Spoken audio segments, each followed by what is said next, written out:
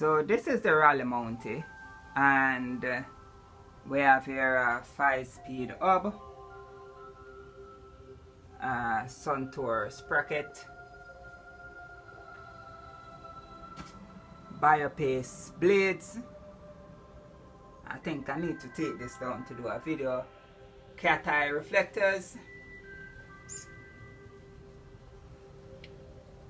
So this is the 5-speed part right there.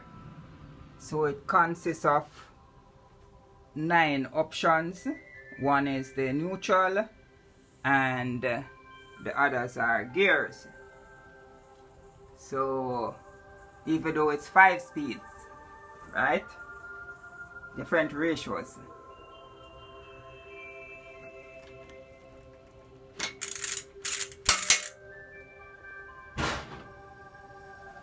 I have to take it down and do a video, but I'll do that another time.